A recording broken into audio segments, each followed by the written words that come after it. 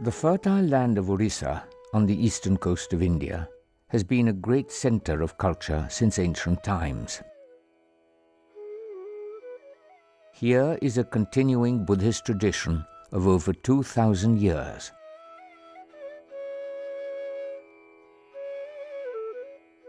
There are edicts of Emperor Ashoka of the 3rd century BC at Dholi near Bhubaneswar and at Jaugarh. In keeping with ancient concepts of dharma, or rules of conduct, the benign emperor speaks of the people of his land as his children. His message to administrators is to be kind to the people.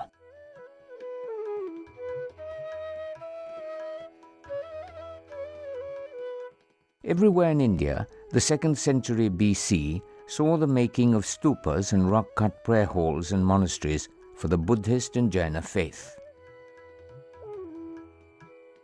Here in Odisha, great caves were hewn out of the rock for the Jaina faith at Khandgiri on the outskirts of Bhubaneswar. The artistic motifs and Chaitya arches are the same as seen in Buddhist, Jaina and Ajivaka monuments of the BC period in central and western India.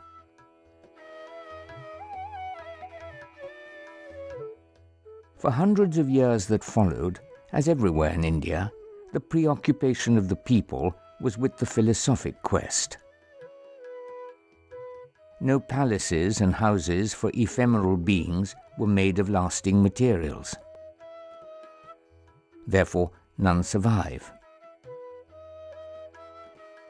Only that which was made in service of the eternal and the search for the truth was built out of lasting materials.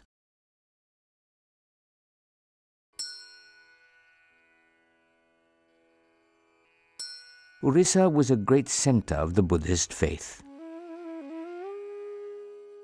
Images of the Buddha and Bodhisattvas have been found in large numbers across the entire land.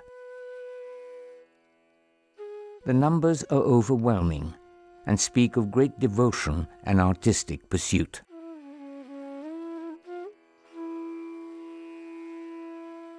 Xuanzang, the Chinese pilgrim of the 7th century, speaks of many vast monasteries on the hilltops of this region. The Tibetan historian Taranatha of the 17th century speaks of Odisha as a vital center of the development of the Buddhist faith.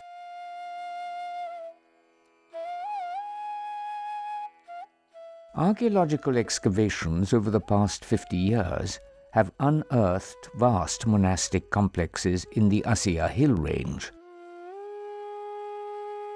As the search for the truth was most important in the early period, it is not palaces and forts which were made on the top of hills. It is the monuments dedicated to the search for enlightenment which are found on practically every hilltop.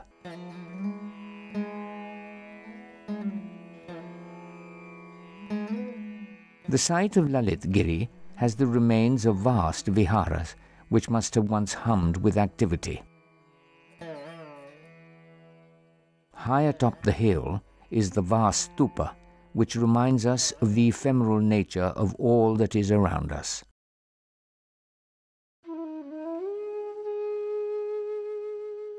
In early Buddhism, the emphasis was on self-discipline. The pain of life in the world was because of our desires. We were to find the path for losing our desires. Thereby we could be liberated from the shackles of mortal existence and pain. The forms of the world around were considered to be an illusion, perceived through our limited and subjective sensibilities. Therefore, the focus of meditation was the stupa, the simplest of forms, which did not distract us from our aims.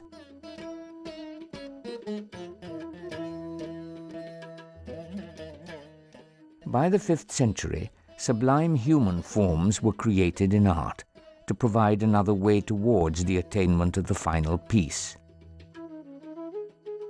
In Indic thought, it is believed that the moment of our response to beauty in any form is very valuable.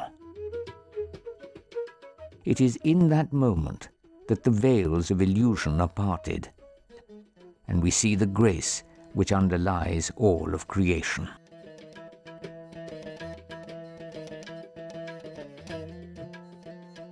Therefore, art was created to bring before us that beauty, to lift us out of the weariness of life in the mundane world, to take us away from the noise and clamor of the material world to the sanctuary of peace and joy which is within us.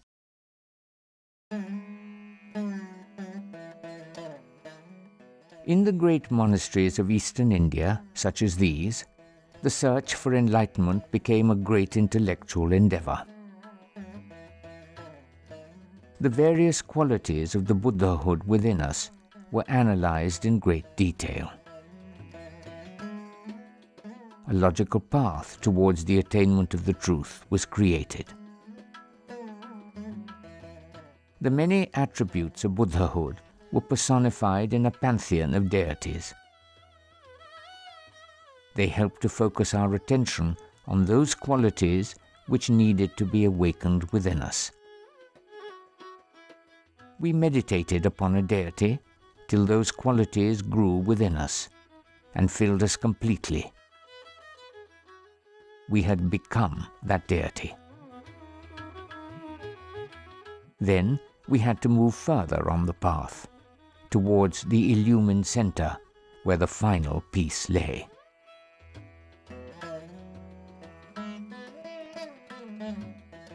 This organized system of the logical pursuit of the goal of enlightenment came to be known as Vajrayana, the vehicle of the thunderbolt. Its logic was held to be as striking as a thunderbolt and as indestructible as a diamond.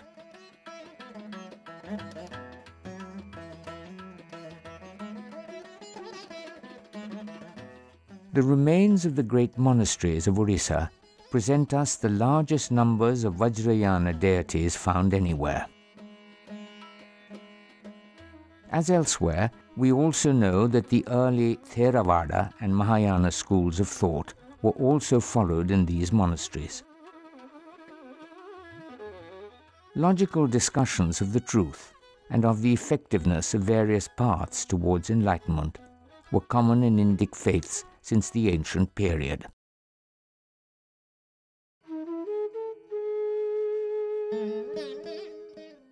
The site of Ratnagiri is on a hillock in the Asya Hills, about 50 kilometers from the city of Cuttack. Taranatha, the Tibetan historian, writes that here was a great monastic complex from the 5th century onwards. This was a great center of learning for all the schools of Buddhist thought. He says that here were kept 3 sets of both the Mahayana and Theravada texts, which were studied by several hundreds of monks. The complex flourished till the 12th century AD and continued in a decadent state till the 16th century. The main vihara here was built in the 7th or 8th century. Beyond its entrance complex, the vihara is over 180 feet by 180 feet, and it must have been very impressive. Indeed, as the devotees would have passed through the doorways of stone, they would have entered a great sanctuary of the spirit.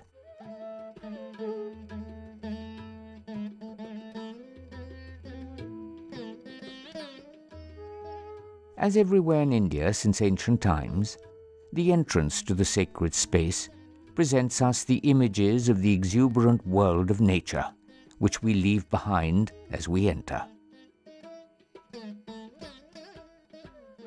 We see here the flowering abundance of the world of forms and its frolicsome vitality. It is seen here as a manifestation of the formless truth we seek as we proceed inside to meditate upon the Buddhahood within us. As in all ancient Indic monuments, Lakshmi, who represents the creative abundance of the manifest world, greets us here.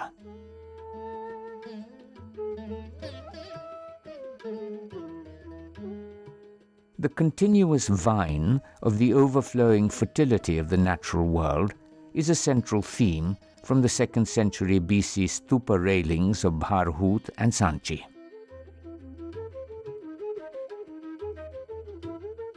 It is seen later in the railings of the Amravati stupa and others, and also in temple doorways from the 5th century onwards. Doorways in the Brahmanical temples of Odisha are very similar to these Buddhist vihara entrances.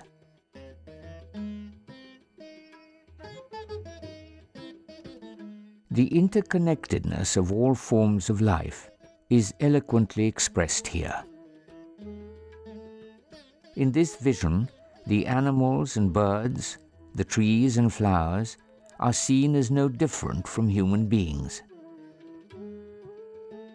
They have the same desire to play their role in the interconnected world. Each has the longing to gain the joy of the knowledge of the truth.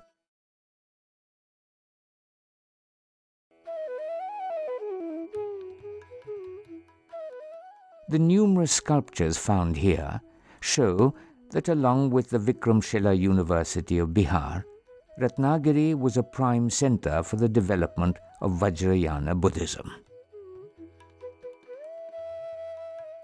There is in these sculptures the detailed and logical personification of the qualities to be awakened within us. There is also that inward look that draws us away from the distractions of the material world.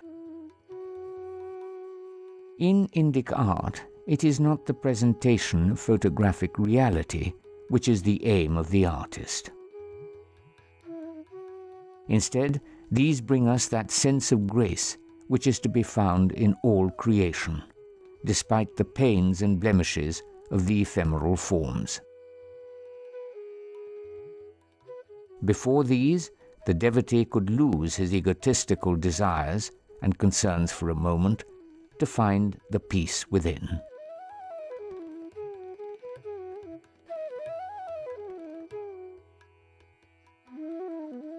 The remains show that the stupa and viharas here were rebuilt over the centuries.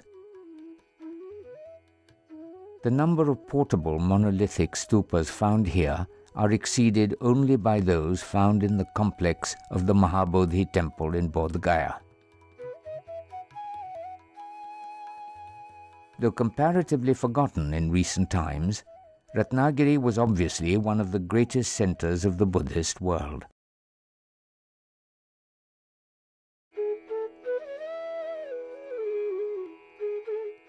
The hilltop of nearby Udaigiri also had a monastic complex with stupas and viharas. The exuberance of fertile nature in Odisha is reflected in the richness of the carvings here.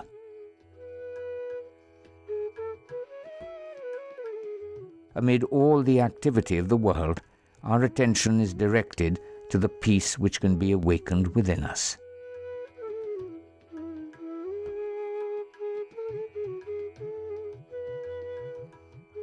Recent excavations in the Asiya hill range have unearthed the remains of many stupas and rock-cut images at Langudi Hill.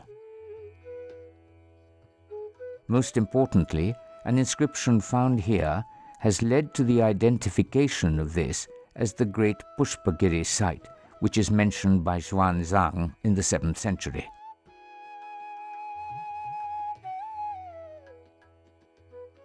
Buddhist worship continued for at least 1500 years at the site. An inscription of Emperor Ashoka of the 3rd century BC has been found on a stupa here. The northern face of the hill has 34 rock-cut stupas of the 2nd or 3rd centuries AD. The rock-cutting tradition is seen continued in early medieval times on the southern face of the hill.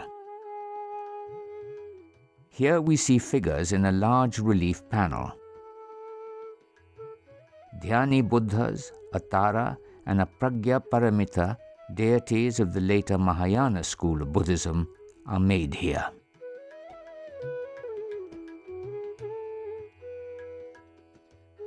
There is considerable evidence that further excavations will yield many early Buddhist remains here. Indeed, we are constantly reminded of the preoccupation of the people in times gone by with that which was beyond the material pursuits.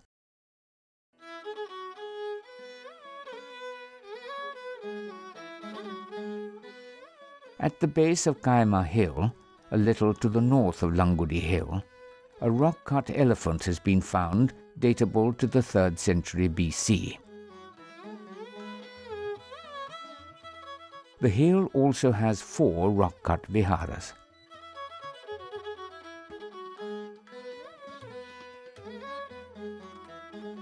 The spread of Buddhism and its fulsome practice all over Odisha is seen in the richness of Buddhist remains in Kiching in remote northern Odisha.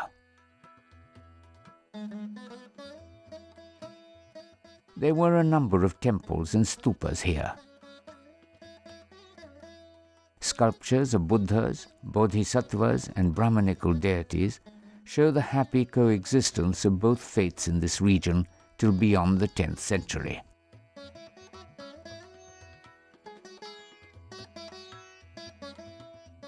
At Kuruma, 8 kilometers from Konarak, we find remains of an early Buddhist complex.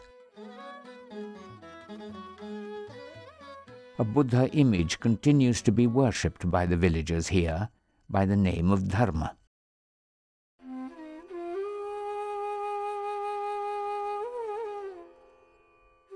It is in the villages of Naupatna and Maniyabandha that we see the fulsome continuance of Buddhist traditions till today.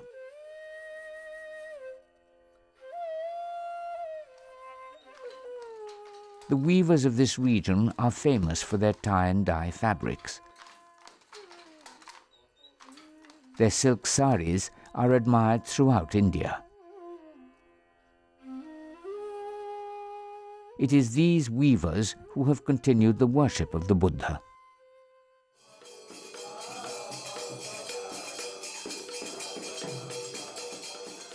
As in ancient times, the adoration is carried out with songs of devotion.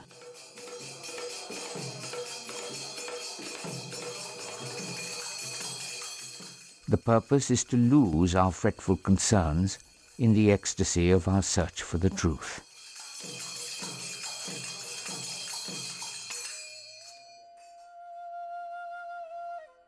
The Buddhist sites of Odisha are many. Sculptures and stupas are found atop prominent hills everywhere, displaying a flourishing culture of devotion. Whilst living life in the material, everyday world, the attention of the people was upon the truth, which is beyond all our pains.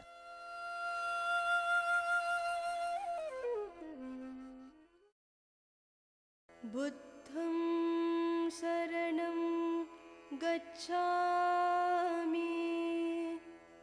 dhammam saranam gacchami, sangham saranam gacchami, buddham saranam gacchami, dhammam saranam gacchami, sangham saranam gacchami.